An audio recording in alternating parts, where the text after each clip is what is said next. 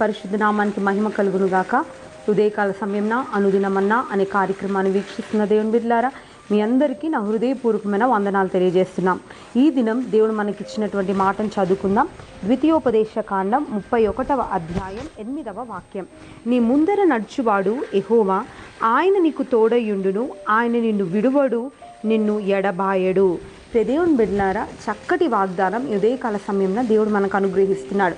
ఆయన ఏమంటున్నాడు అనంటే, ఆయన నిన్ను విడువడు, ఎన్నడును ఎడబాయడు, ఆయన నీతో కూడా ఉన్న దేవుడు అని చెప్తున్నాడు. దేవుని బిడ్డలారా, నిజంగా దేవుని తోడు మన జీవితంలో అనుభవించాలి అనంటే, ఆయన సన్నిధి మన జీవితంలో స్పష్టంగా మనం చూడాలి అనంటే 2 కార్యాలు మనం చేయాలి. మొదటిగా, దేవుని కంటే ఎక్కువగా దేన్ని మనం ప్రేమించకూడదు. చాలాసార్లు మనకు సమస్యలు ఎదురైనప్పుడు, దేవా నువ్వు ఎక్కడున్నావు, ఇంతగా నా పరిస్థితులు మారుతుంటే నువ్వు నన్ను చూడట్లేదా అని మనం ప్రశ్నిస్తూ ఉంటాం. కానీ దేవుని కంటే మన యొక్క స్థితిగతులను మనం ప్రేమించడం ద్వారా దేవుని యొక్క వాగ్దానం మన జీవితంలో నెరవేర్చబడకపోవడానికి ఒక కారణంగా మార్చబడుతుంది.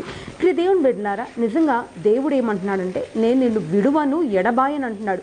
ఈ వాగ్దానం మన జీవితంలో నెరవేర్చబడాలి, నిజంగా దేవుని తోడు మనం చూడాలి అనంటే తప్పకుండా అన్నిటికంటే ఎక్కువగా దేవుణ్ణి మనం ప్రేమించగలగాలి. రెండవదిగా, మరి దేవుని వాగ్దానం మన జీవితంలో నెరవేర్చబడాలంటే మనకు కలిగి ఉన్న దాంట్లో మనము సంతృప్తి కలిగి ఉండాలి. అంటే ఏదో దేవుణ్ణి మనం ఏది అడగకూడదు, దేవుని దగ్గర మనం ఆశించకూడదు అన్నది కాదు, కానీ దేవుడు మనకిచ్చిన దాంట్లో మనం సంతృప్తి కలిగి ఉండడం నేర్చుకుంటే నిజంగా దేవుని యొక్క తోడు, ఆయన సన్నిధిని మనం తప్పకుండా అనుభవిస్తాం.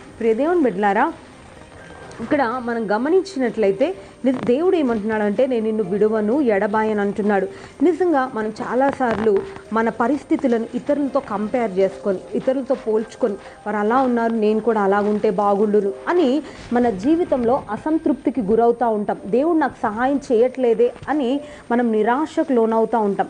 దేవుని బిడ్డలారా, నిజంగా దైవ చిత్తాన్ని మనం గుర్తెరిగి, దేవా నీ చిత్త ప్రకారం నన్ను నడిపించయ్యా, ఏ స్థితిలో నువ్వు నన్ను ఉంచాలనుకుంటున్నావు, ఎక్కడ నన్ను నిలబెట్టాలనుకుంటున్నారో ఆ స్థితిలో నన్ను నిలబెట్టయ్యా, నువ్వు ఏ స్థితిలో ఉంచితే దానికి నేను సిద్ధమని దేవుడు ప్రణాళికకు, దేవుడి చిత్తానికి మనం అప్పగించుకొని మన జీవితంలో సంతృప్తి చెందినట్లయితే తప్పకుండా దేవుని యొక్క హస్తాన్ని మన జీవితంలో మనం చూస్తాం. దేవుని బిడ్డలారా, నిజంగా ఒక 2 పోట్లాడుతున్నారనుకోండి, ఎక్కువ మంది ఎవరికైతే సపోర్ట్ చేస్తున్నారో, ఎవరి పక్షంలోనైతే మెజారిటీ ఉన్నారో వారు తప్పకుండా గెలుస్తారు అని మనకు తెలుసు. దేవుని బిడ్డలారా, యేసుక్రీస్తు ప్రభువారు మన పక్షంలో ఉన్నట్లయితే, యేసుక్రీస్తు ప్రభువారు మన తోడుగా ఉన్నట్లయితే తప్పకుండా జయం మన సొంతం అవుతుంది. కాబట్టి ఆయన కృప ద్వారా, ఆయన హస్తం మనకు తోడుగా ఉండి నడిపించినట్లుగా మనమందరం ఈ ఉదయకాల సమయంలో ప్రార్థన చేసుకుందాం. ప్రేమ కలిగిన దేవా, పరిశుద్ధుడా, మీకు స్తోత్రంలయ్యా. ఇదిగో నాయన, ఉదయకాల సమయంలో అయ్యా మీ సన్నిధి మాకు తోడుగా ఉంచుతారని, అయ్యా మీరు మమ్మల్ని విడువరు, ఎన్నడూ కూడా మమ్మల్ని ఎడబాయరని వాగ్దానం చేశారు.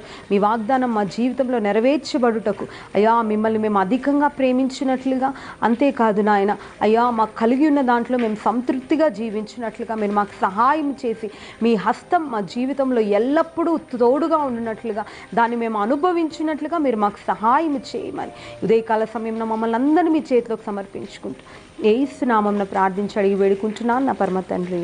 ఆమేన్.